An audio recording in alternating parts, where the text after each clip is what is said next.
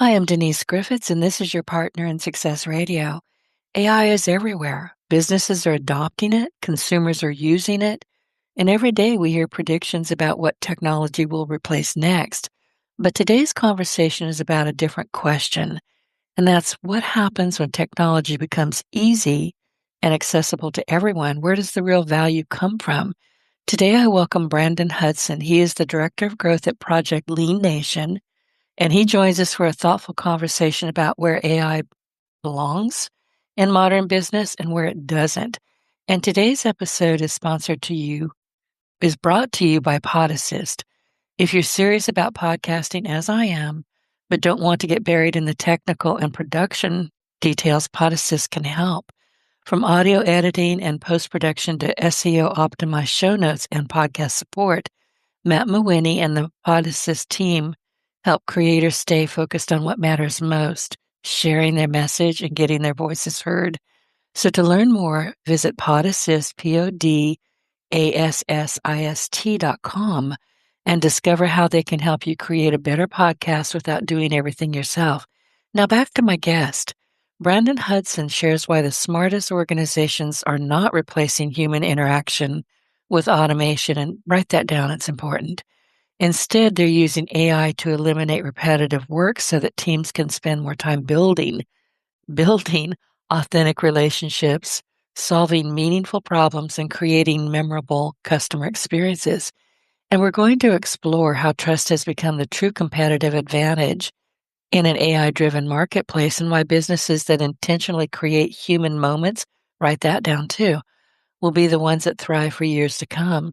So if you're wondering how to embrace AI without sacrificing the relationships that define your brand, this conversation is going to offer practical insights and a refreshing perspective. Excuse me. Brandon, welcome to the show. It's good to have you here. And I'm losing my voice, so you get to do all the talking. Sounds good. I appreciate you having me on. I'm Oh, super it's excited to dive into it today. you and me both. I'm passionately interested in AI and doing a lot of work with it myself. And this is going to be a fascinating conversation. So before we get started, is there anything you want the audience to know about that I might have missed? No, I mean you hit pretty much all of it. I've had the privilege of being in technology now for the better part of 12 to almost 14 years. Gosh, it's starting to catch up with me. And what's so exciting is we're at a time now where the entire playbook has gone out the window. You were talking about that a little bit, and I think it's just an incredible moment for us to look and ask, okay, what is next?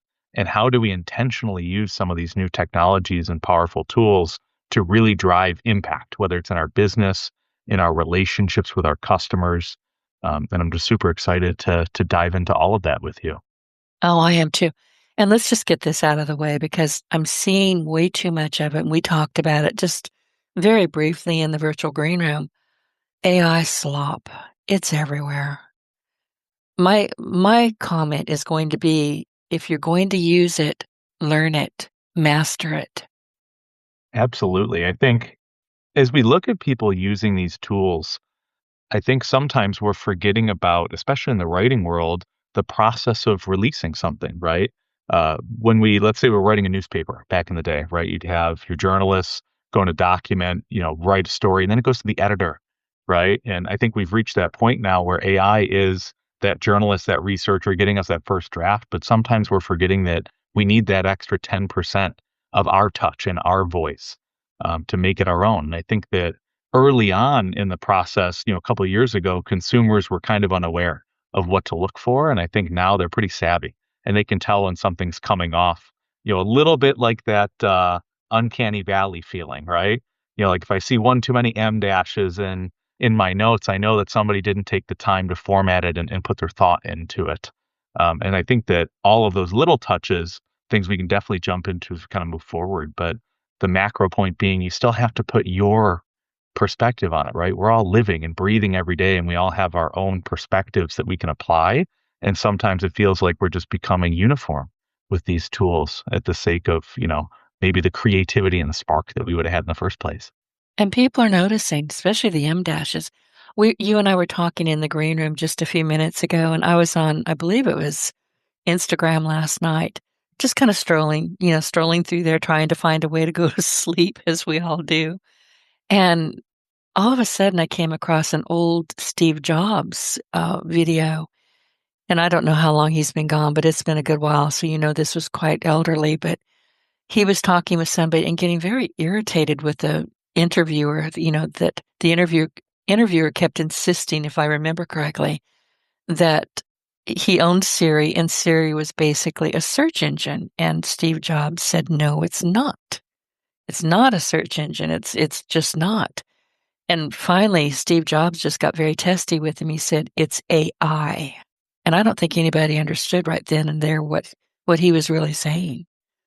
So AI has been around for quite a long time. We just didn't know it.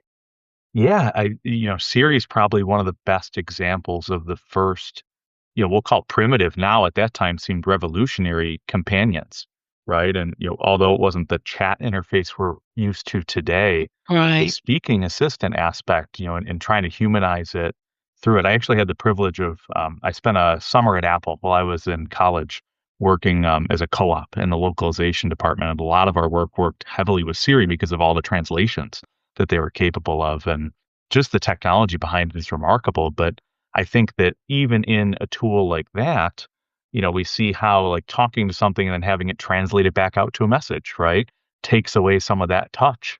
And I think now we're seeing that even more on steroids. And I think for me, I want to, kind of lead up front. I'm definitely not against AI.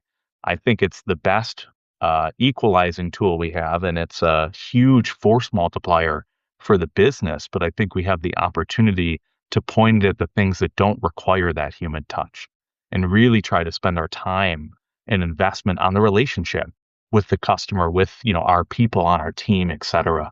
Um, yeah. Yeah, and I have to tell you, I always hated Siri. I've always turned it off.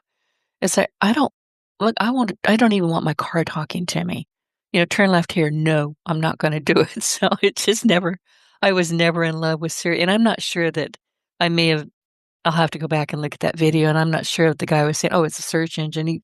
He was making a point that Steve Jobs was not having, and finally just snapped, "No, it's AI." And I'll have to go back and make sure I didn't just tell a whopper, but it's out there. You can go find it. But anyway, we're talking, you and I are talking about human first service. We're talking about app first experiences. We're talking about AI native experiences as we go on. And I think your point is that AI is creating incredible accessibility, personalization, and convenience. Just as a for instance, I use chat quite a bit. I love Claude, and I use perplexity.ai for research. For instance, I researched you when it came to my notice that you wanted to be on the show before we did the first pre interview. I went straight to Perplexity. I said, tell me about Brandon. Why would he be a good guest? Blah, blah, blah, blah, blah. And it's like, heck yeah, he'd be a good guest. I said, okay.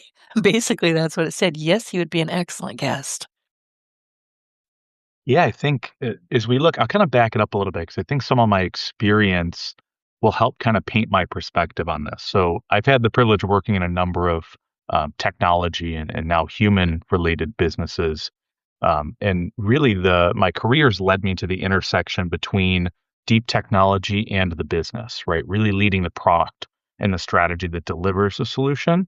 And I stepped into Project LeanNation just shy of 7 years ago. So as you can imagine, the tech world we were talking about a little bit earlier, right? Coming from a development perspective, the playbook was written and there's kind of these predictable steps. We're going to build some tools, drive some efficiency. And as we've kind of stepped into where we're at today, that entire playbook's gone out the window, right? And I think from the perspective of our business, especially going into the COVID era, we were kind of counterintuitive to what everyone was saying, right? We stepped in, I'm sure you saw the headlines, right? There were people saying that, retail's closed. We're all going to throw our headsets on and, check into the metaverse and we're going to hop on our Peloton and stay at home. And, we were coming into the peak growth period of our business at that point as a franchise. And we were kind of looking around saying, what's going to happen here? Like, is this really the future that we're headed toward? And as we kind of emerge back out of COVID, boy, could that have not been more false. We see more and more people are seeking that community and that aspect of a person. And for us, we're a retail footprint. We have phenomenal teams of educators out in the field helping people achieve health and wellness goals. Simultaneous to that, you have every AI chatbot that's offering a service in that. Now Google just launched a new one in their Google Health platform. You have all of these different apps that are going to support you in every single way. And we often get asked the question of, well, how are you going to compete with that? Right? How are you different? How are you going to be more accessible, cheaper? Because I mean, it makes it, you've got a 24/7 assistant in your pocket, right? That's, an expert in everything. But what we've found is that the people are the draw, right? People seek us out because they have someone they can engage with, someone that understands them and can empathize with them in a way that really meets them where they are and then can help them on the accountability side, along that journey.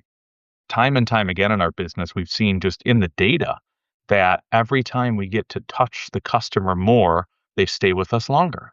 Why is that? Well, because it's incredibly easy when you're feeling frustrated on a day. Let's say you're on your weight loss journey like I was, I can just turn the phone off or I can log something that maybe wasn't what I ate to feel better about it. But when I have to go show up and Sarah's at, the counter saying, "Hey, what's going on this week?" Now I get to answer for that a little bit, right? And I think that that aspect of keeping the human inside of the relationship with the customer is going to be the secret sauce for every business going forward. And so what we've really tried to focus on is building AI in a moat around that person, right? Taking care of things like the inventory management or the follow-up automations or things like that where we can put a human touch on something, but really keep them coming back to that in-person moment.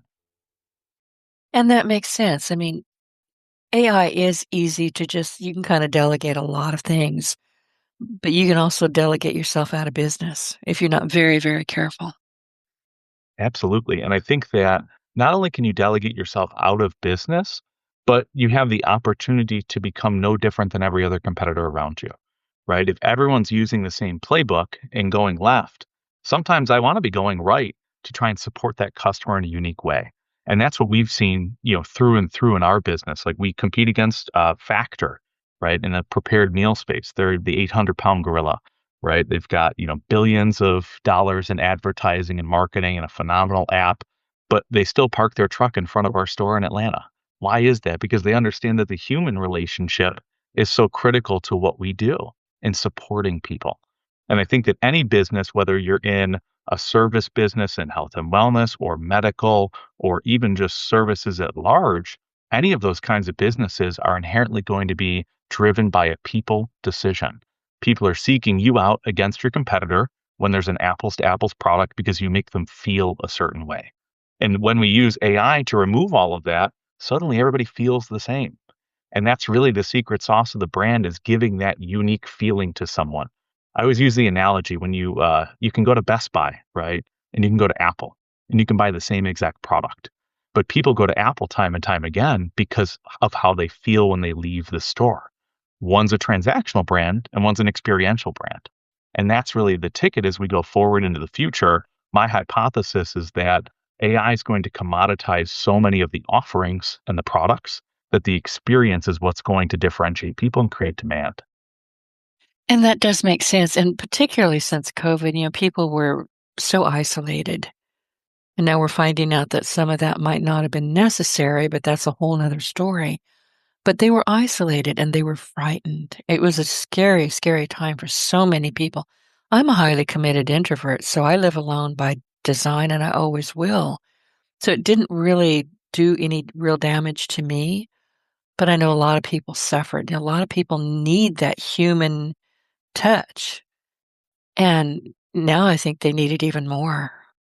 Absolutely. And we've, especially in the health and wellness space, we're seeing just this tremendous boom in anything we would consider a community focused model, right? So anything that might be like your class based gym concept or us, where we have kind of the personalized coaching, even personal training, the med spa in groups, everything like that. Because people, as we went through that kind of vacuum of connection during COVID, we all kind of awoke from that and our friendships changed, our lifestyle changed, our perspectives changed, and we're seeking to find that layer of connection really at a foundational level again.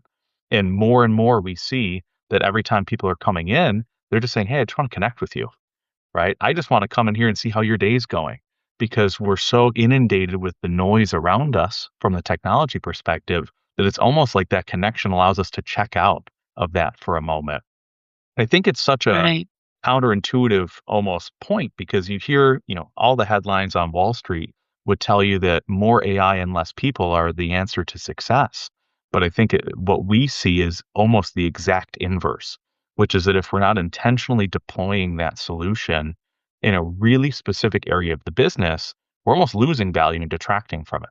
Like we've done all the experiments of, should we send the automated text or call them, or, should we send them physical mail or send them the email. And it's like every time we go the physical route, we see more and more and more return from that investment.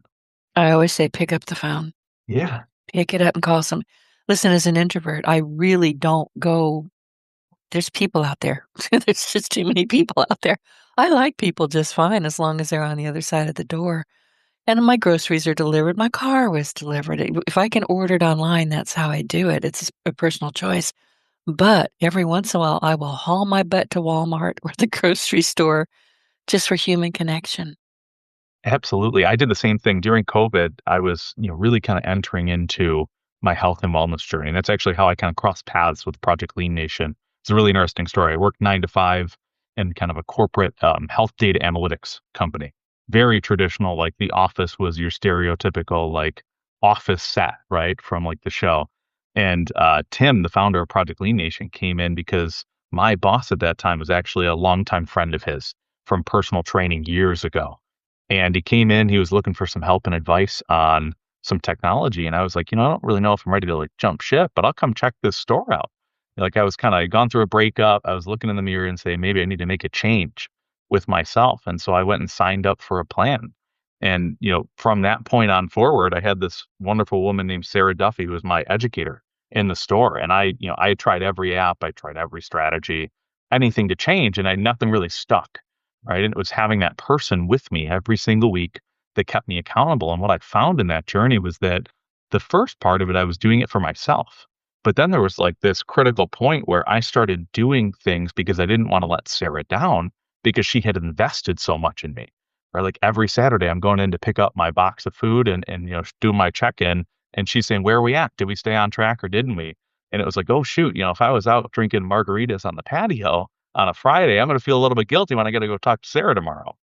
And so I think that piece of the human connection became so critical for me. And that was really the light bulb moment for me personally as a brand to say, I have to jump into this business because there's something here that's so unique, the blend between technology, but doing it in a way that amplifies it for everyone around you. And I think that as we kind of look forward into the future, it's going to be the brands that are really, really, really intentional and hone in very specific experiences around how they use AI with their people that drive the most value in whatever they do. Right. And I mean, it's wonderful. I love it, but it's not going to be me ever. It's going to help me. It's going to, modify some of the work I do. It's going to simplify some of the work I do. It's going to help me with my writing, which it does. I will write. I'm writing a book right now, and I'll write a chapter and I'll send it over to both Chat and then Claude, and I'll have them kind of, go head to head just to see how it works on either one. And they always come back with, okay, this is great, but how about this? And it gives me thoughts that I wouldn't have thought of. Now, did I change the whole premise of that chapter? No. Did I polish the heck out of it? Yes. Yeah, we often use the term copilot, and I think it's the most applicable. I think Microsoft was probably the earliest that coined it in the space, but being really intentional about these tools or these solutions augmenting you instead of replacing you, right? And I think in our businesses, we kind of look at what are the practical applications, right? Like how, if I'm a business that's looking to tackle something in this space or maybe make my team 10% more efficient, 20% more efficient, what can I do? I think the biggest things that we've seen are using AI for ideation and personalization have been the biggest wins in our business. So those areas where, let's say we're working on a brand new training, right? We've identified a gap out in the system as a franchise where we've got hundreds of wonderful people out there in the field working in franchise locations, serving the customer. And as we kind of look at all of that in aggregate, we might find a challenge that arises, say, hey, we got to go deploy a new training for that. Well, the process of that used to take months, right? It was okay, let's identify it, let's write the content, let's test the solution, then let's build the communications and the rollout. Well, now that months can be whittled down into a couple days to a week in order to get to a solution because these systems are so quick at ideating. And where now we can take that time is really focusing on the relationship with, in our case, our customer, the franchise partner, right? And getting their buy-in into the mission, into the belief of the why, even into that new solution, let's say. And so we found a ton of value using the tools like Claude or ChatGPT, or we have some in-house tools we use for like search and supporting people to really drive that kind of core value and get people answers to their questions or initial concepts for their idea. And we always take the approach of like the 90-10, right? 90% is coming from the system. That last 10% is me editing, fine tuning, even if I have to pull it out of AI and put it into a Word doc and work it a little bit to get to where I want to be, because that last piece is just so critical. It knows a lot about us, but not everything yet. And I think that as we push forward, the personalization piece is really where we're going to become much more impactful. So instead of sending 1,000 emails out that change the name, I'm sure you've seen probably the LinkedIn DMs that seem a little like they know you just a little bit, but it's kind of off. It's going to be really deeply understanding each customer, doing that research, looking at all your customer data, pulling that in, and giving them the right communication at the right time. And that's where a lot of our focus is at right now. And that makes sense to me. And you're talking about the 90-10. What I have learned to do, because I'm in the South, we use some phrases that other people just don't use, like not my monkeys, not my zoo, not my Mm. monkeys, things like that. Or my favorite, and I use it a lot, that ain't happening, hun, and I mean it when I say it. Or bless your heart. Don't say that to people. It's not what you think it is. But I will take the document that I wrote, I typed it all by myself. I wrote it because it's my book or, my post, whatever it is. And then again, I send it to chat and then I send it over to Perplexity. Then I kind of combine it. And then you're going to think maybe this is a good idea, maybe not. I read it out loud because at that point I can understand that some of this is just simply not my voice. And I'll start making those 10% edits. Here we go. Here we go. Okay, Denise did not say that. She said this. And if I say it out loud, all of a sudden it's mine again. Absolutely. And what's so fascinating to me, because I use all of the tools out there. I mean, like you mentioned a handful, I use the Claude, ChatGPT, Gemini. We even have some open models that we leverage for specific things in the business. And what's so intriguing to me is that when you use each one of them so much every single day, you'll notice that they have their own voice.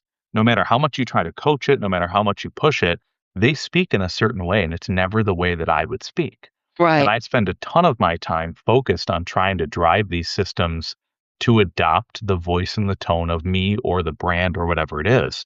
And I think that, hopefully as things evolve, that'll become easier to do. But that's like the deep technology work, in my opinion, is like, how do you take these solutions today and coach them to sound more like you?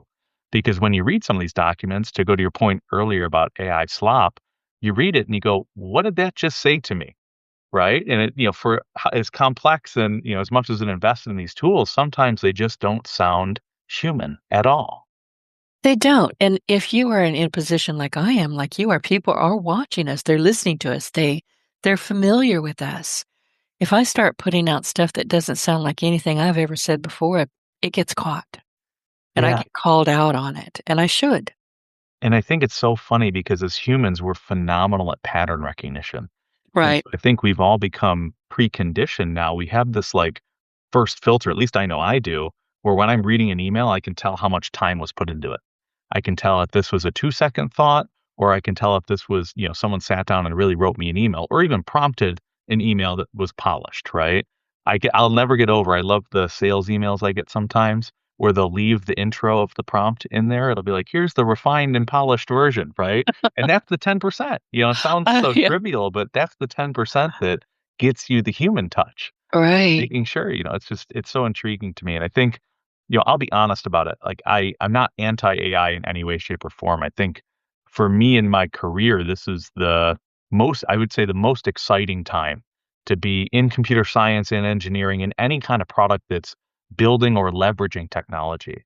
When I think about my husband, he's very much on the creative side, came from kind of the creative marketing world and strategy, and he's building full applications with Claude, right? With no knowledge of how to program at all. And he's just telling you what it wants. And that excites me so much because the possibilities that are out there.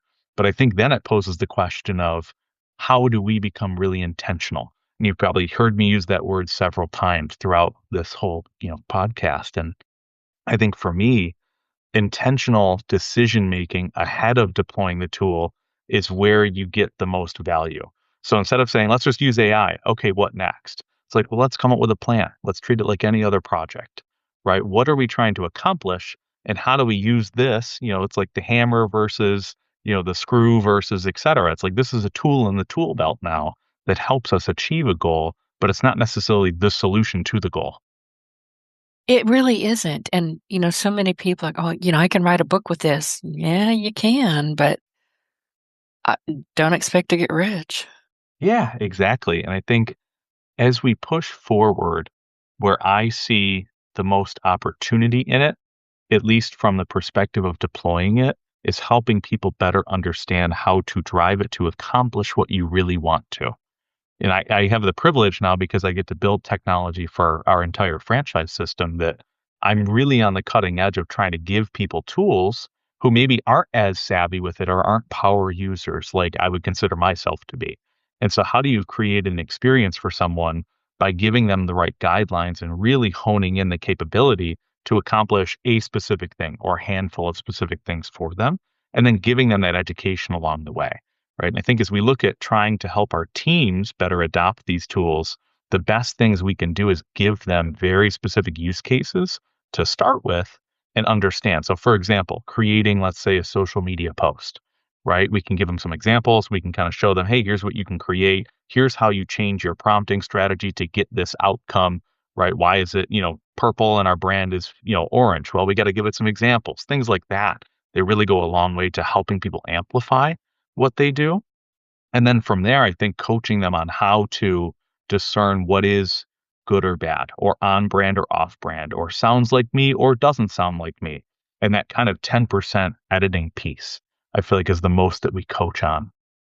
Well, it's important. I mean, just as a for instance, I was, looking at my notes that I had written for this conversation today, and as I told you in the green room, I've got notes. It doesn't mean I'm gonna read them out loud. That's just to keep me on track.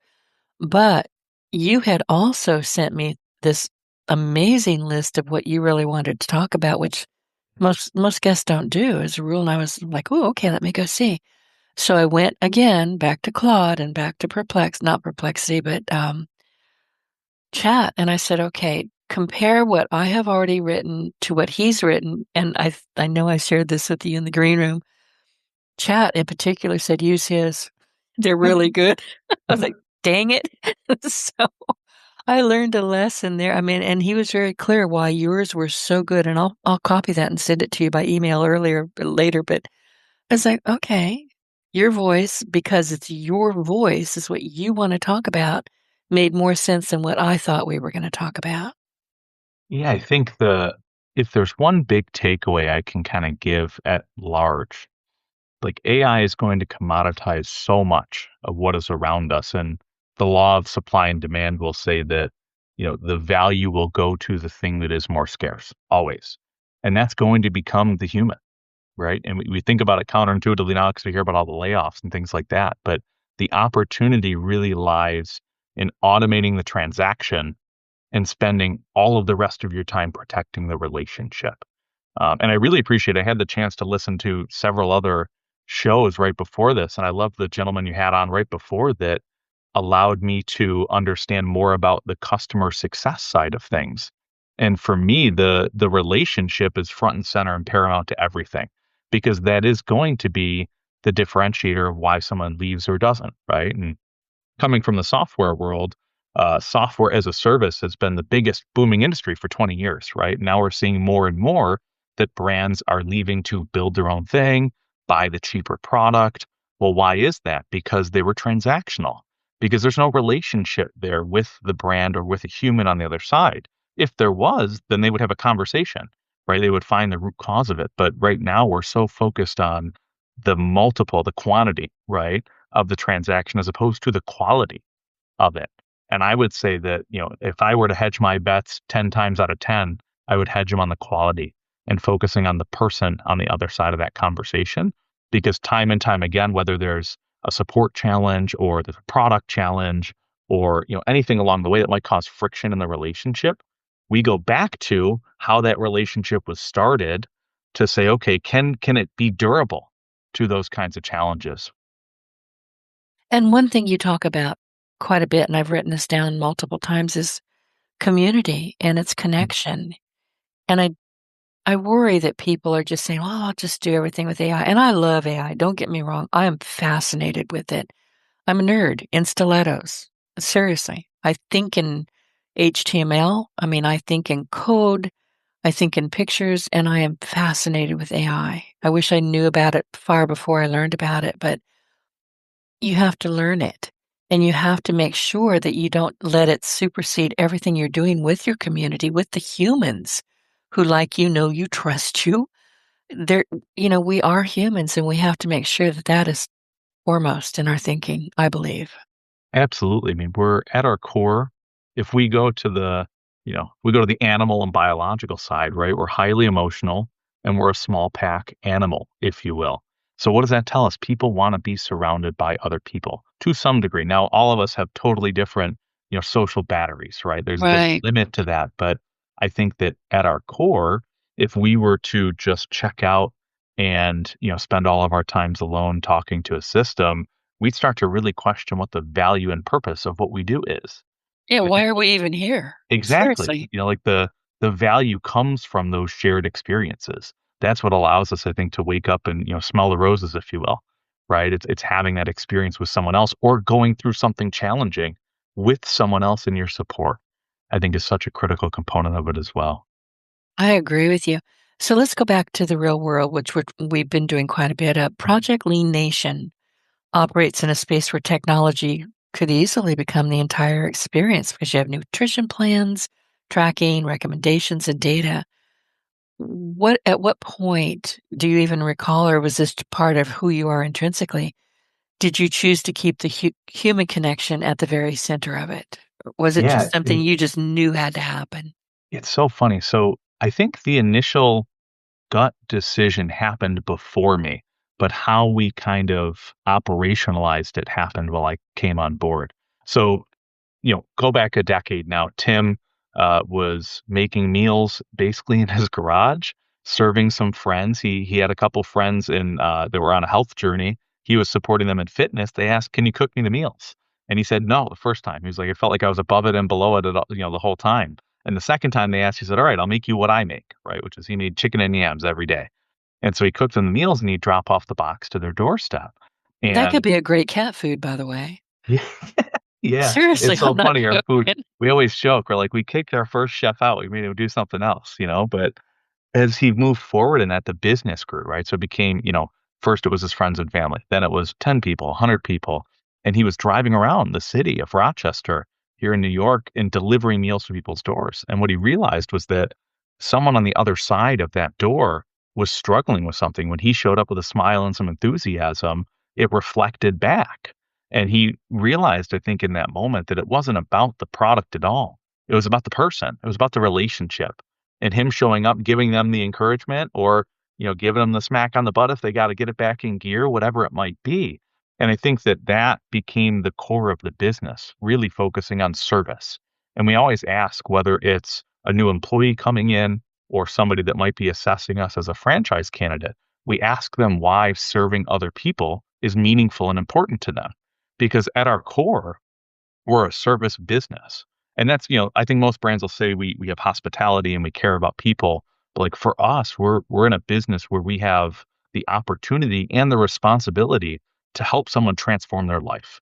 Oftentimes they're coming into our doors seeking a solution. Maybe they've driven by the core life to the world or the healthiest option at Chipotle, or even driven around our parking lot a couple times like I did before I went in because I was scared to make a change and they're coming to us and saying, "I need help with something," usually deeply personal, right? Health and wellness and weight management, especially. is a sensitive topic for people. And they're coming in and they're looking to us to support them in that journey. And so for us, we always talk about how we're everything beyond the meal. We have phenomenal food, but other people can have phenomenal food too. Where we differentiate is everything in how we support someone. And I've had the privilege, coming in to really help build the systems that do that. So early on in the business, we just had this gut intuition that we knew, hey, serving people in a certain way creates the economic outcome we want and it gives them the life outcome they're looking for, which is really the end goal. But as we started to evolve and commercialize and really franchise at that point, we started to look at how do we make this scalable and consistent. And we started building tools. And that's where some of these AI pieces came in for us, driving the relationship, getting the customer to schedule online, to come back in, to really hone in that relationship. How do we make it feel like one staff member has the same depth of knowledge as another staff member in the store?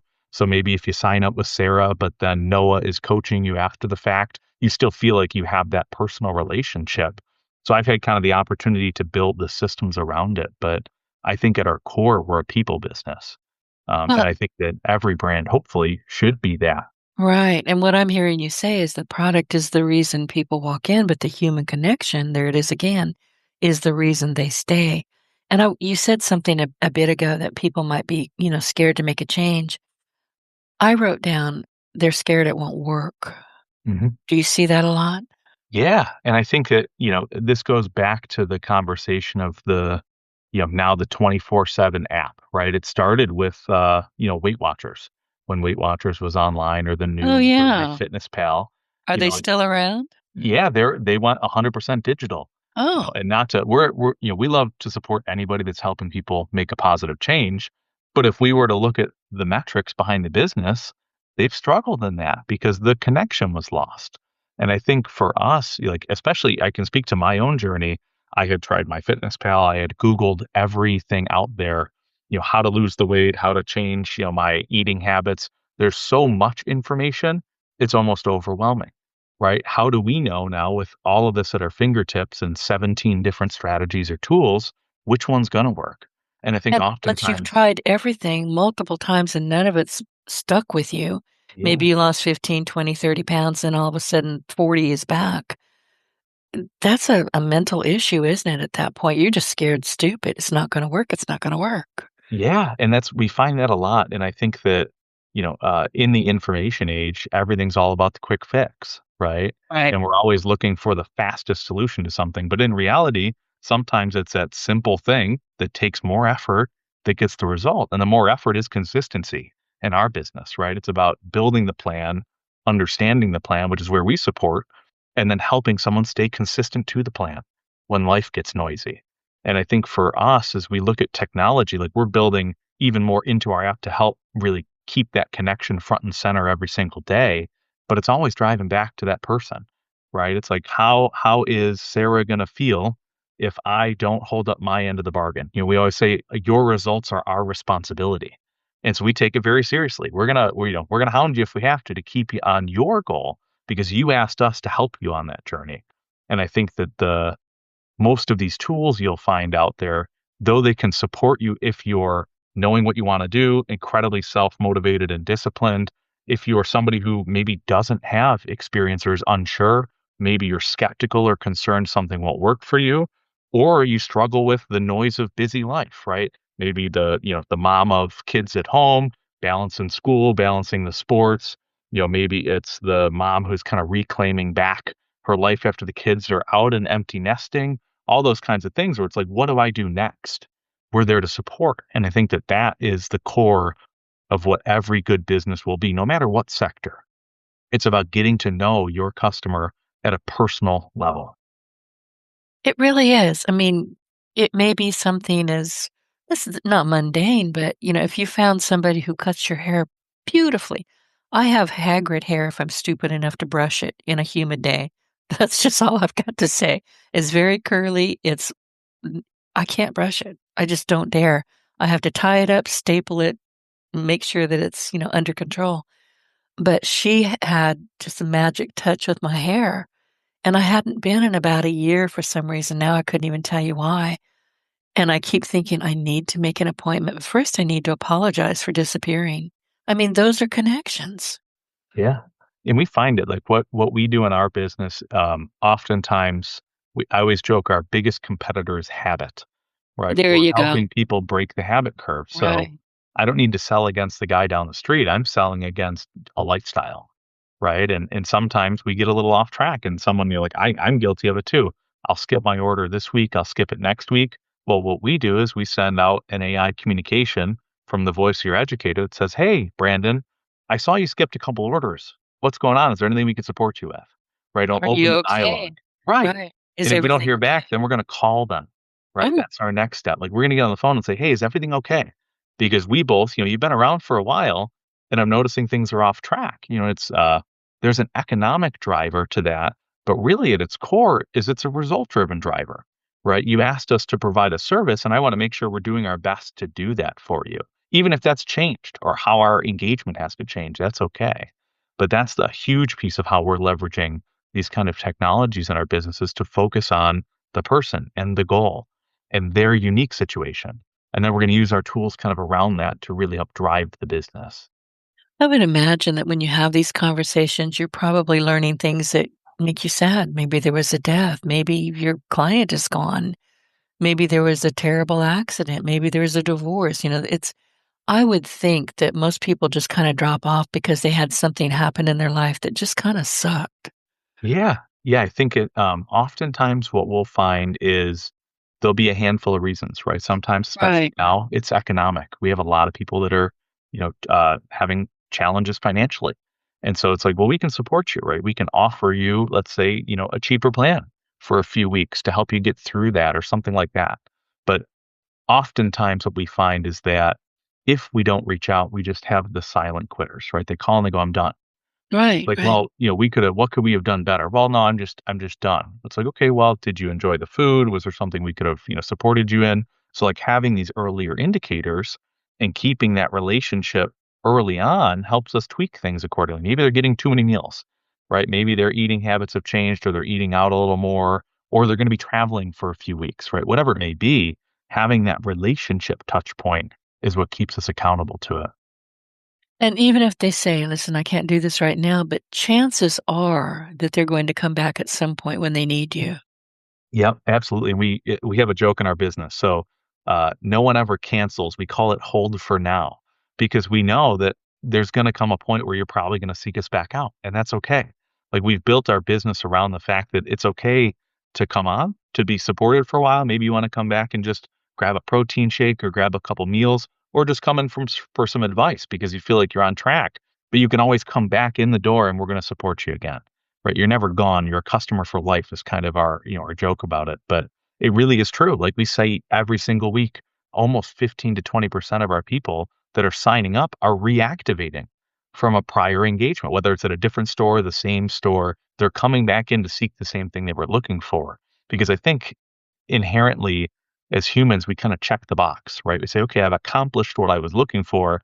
Now I'm going to go back to whatever I was doing. Or maybe I get a little loose. I know I'm guilty of it, especially in the summer, right? I'm going to go out a little bit more and have those, kind of like patio drinks or go out for dinner with friends or whatever it may be.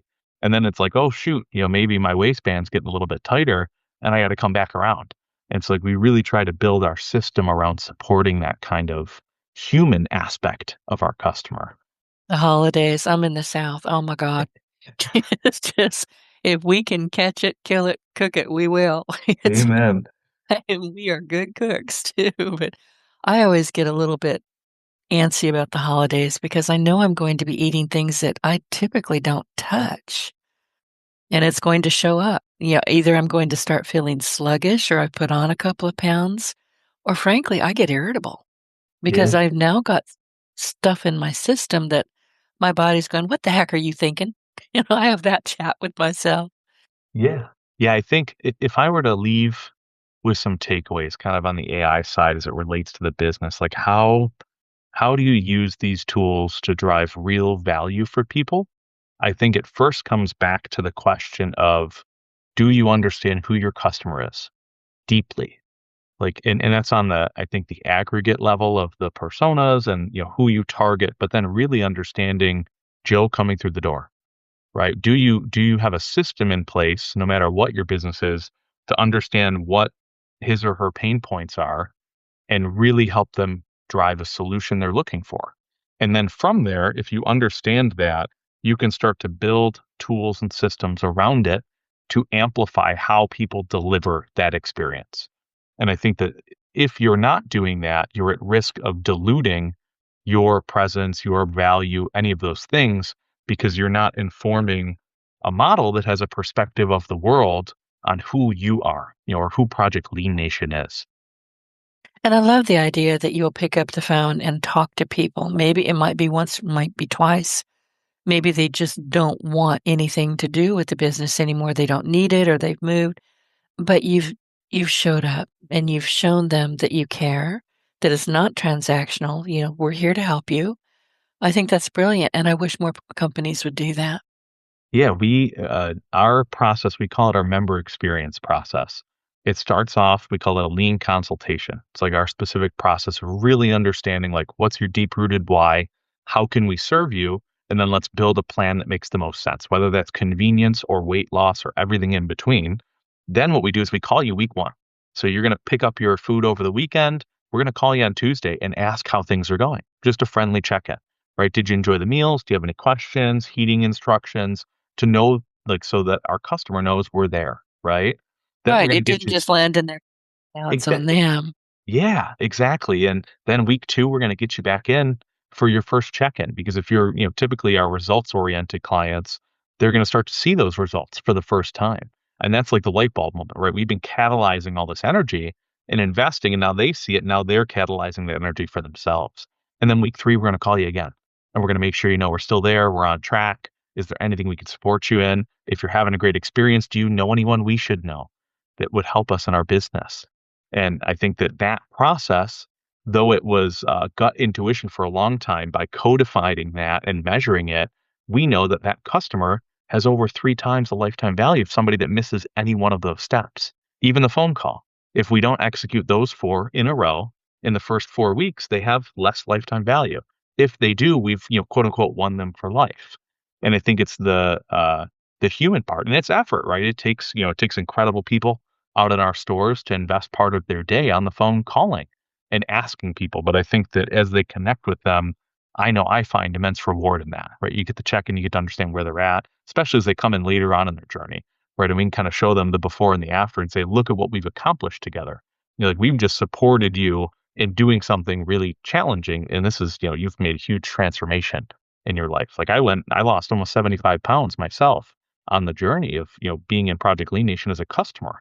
And that was before I even started working here. And I get so lit up to support people in that, right? And now support our franchise partners in supporting a whole community in that kind of a journey.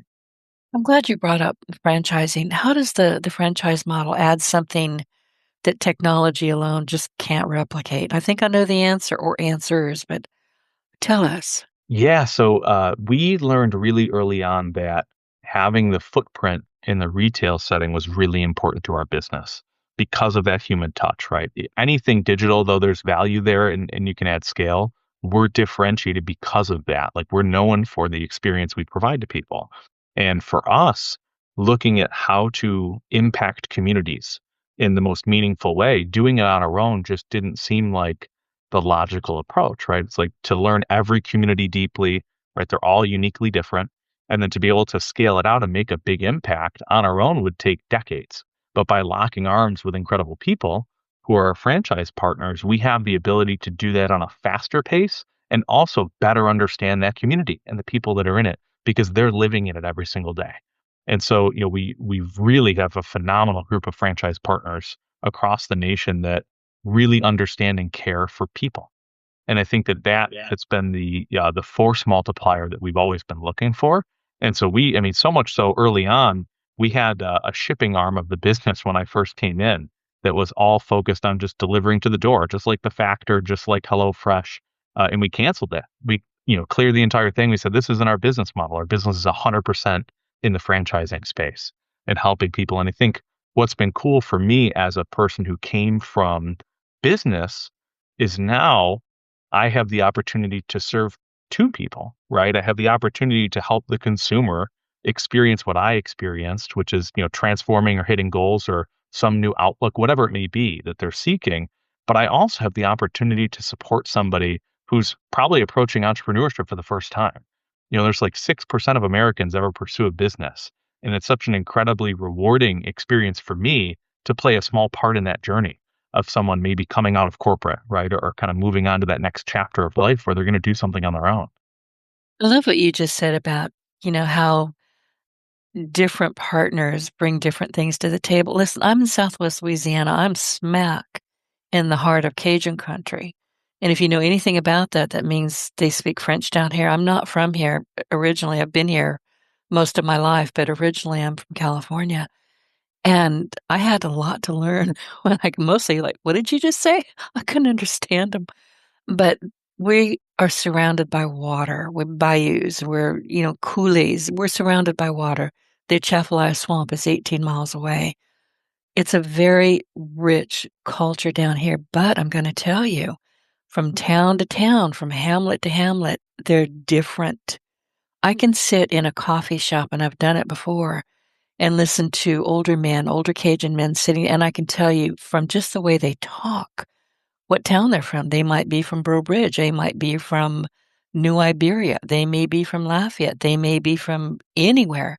They have a distinct sound and a distinct culture, which leads me to believe that something like your business could be 4 miles away from each other because the cultures are so very different. Yeah, absolutely. It's so funny you mentioned Louisiana 'cause we have a location opening up in Lake Charles, not too Uh-huh. far down the road. So we got Not some, too far. yeah, Right. and incredible. Like, so Harriet Nolan O'Neill, right? Great example. She's a corporate attorney and he came from military in recruiting. And again, it's like the community piece, right? Like knowing deeply, to your point, the community that we're serving. And what we found is that if we don't understand that early on, that's where we get off track. Like so much so that even in real estate, we'll leverage local brokers. Now we have a corporate real estate team that helps for all the real estate and construction, right? They're phenomenal people, come from, gosh, 7 or 8 thousand retail openings over their careers, but we're still going to leverage that person in the community. Why? Because they know what corner of Main and Main is the best to be on because they're living there. They know about the development that's, opening up soon. And so it's like even those small decisions early on in the process to really deeply understand who we're serving in that community. And, I'm fascinated by franchising. I know I've shared this with you, and every once in a while I think, when I grow up, I'm going to have a franchise. I don't, I may not, but I'm fascinated by it. So, how are you doing? I mean, you've been there for a while. How's things changed since you first started there and now what you're doing? Because Yeah, I I know you're think using AI, but what else are you doing? Yeah, this has been such an incredible journey for me. I think if you ask most people how they got into franchising, they'd probably tell you it was like a non-conventional path that got them there. Right. And I'm the same, right? I graduated from RIT with from the School of Individualized Study degree in computer science and web and mobile computing. And now I'm, on the technology and marketing and development side and franchising in the wellness space. And what's been cool for me coming in is, just shy of 7 years ago, we had our location in Rochester, which is like our flagship HQ, and we had two others. Now we're at a point where we're going to have just shy of 50 open by the end of the year, and we have over 100 that are, either open or in development, somewhere in the stages of real estate construction, et cetera. And so the unique opportunity that I have now is around how do I take these tools or systems or strategies and drive consistency, right? Like there's a certain layer of a franchise, right? When you walk into a McDonald's, for example, you expect a certain number of things to be the same. But for us, what's really unique is that we're trying to have that 80% be consistent across the board and that 20% be really specific to the community. So how do you build systems and education and tools that help do that?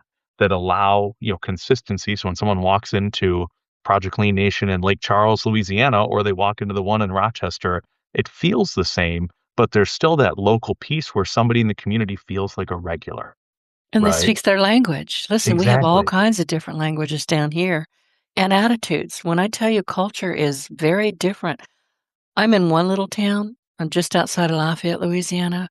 The other little town is about a mile and a half away, completely different. Yeah, it's so true. And like even for us, so in upstate New York, I think we kind of get everybody sees us as one big bucket, right? But Right. for us, it's like Rochester is very different than living by the lake. And we have a store in Canandaigua, New York, which is this, small little lake town. Like if we looked at the data today, we would say we'd probably never put a store here because it's so small.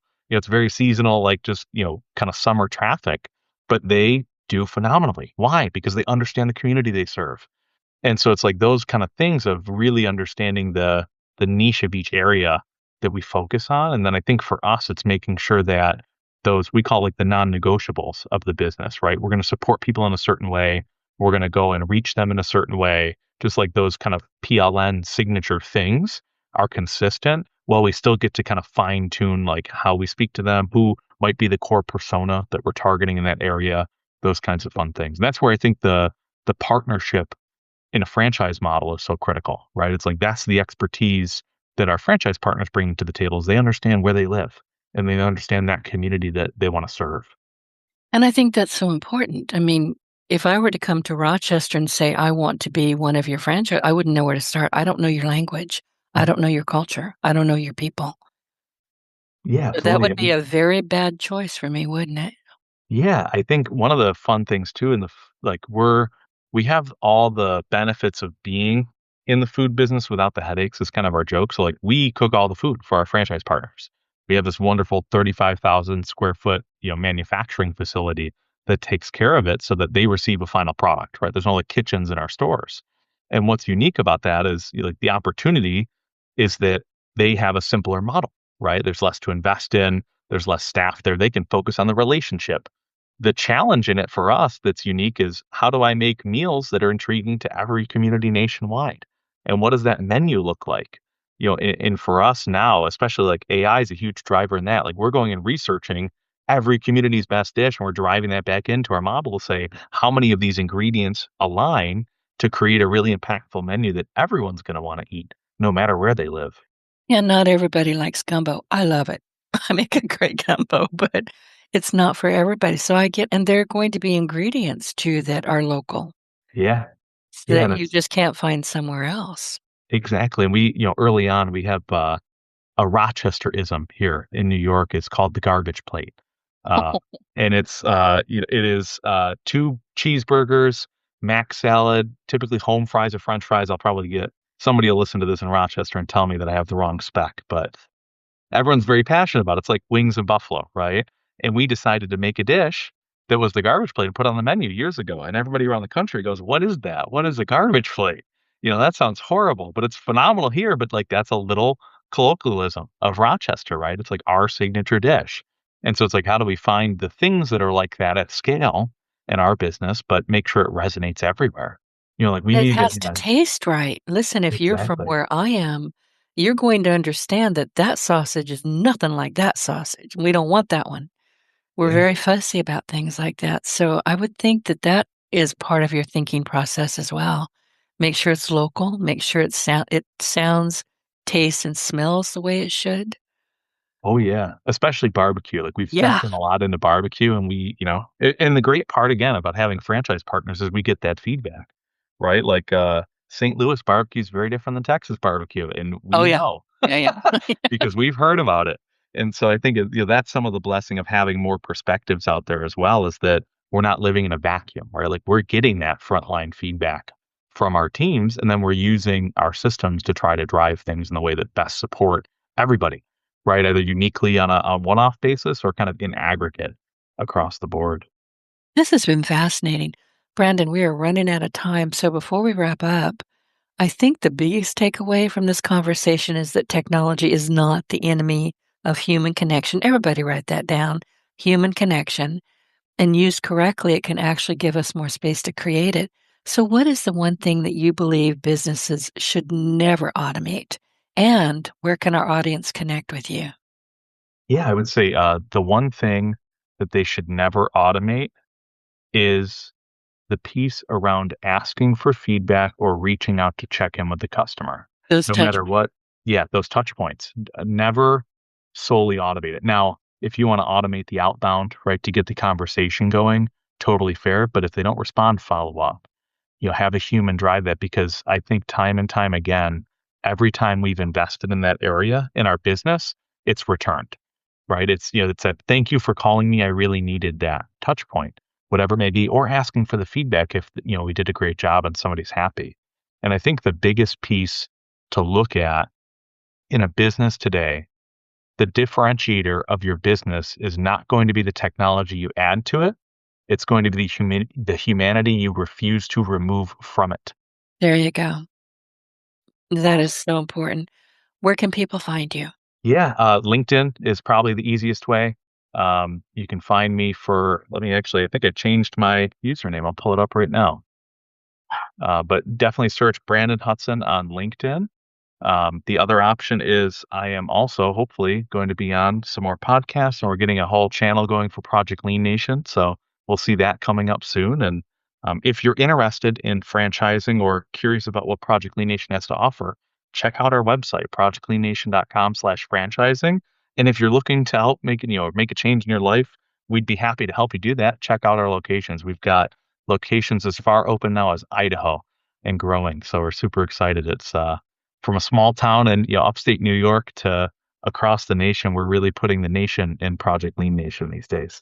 Congratulations. And I have a couple of podcast guests that I like to make recommendations to, so I'll make a couple of introductions. Awesome. I appreciate it. Well, listen, everybody. Today we had a powerful conversation, fascinating conversation with Brandon Hudson about one of the most important questions facing business leaders today, how to use technology without losing the human connection.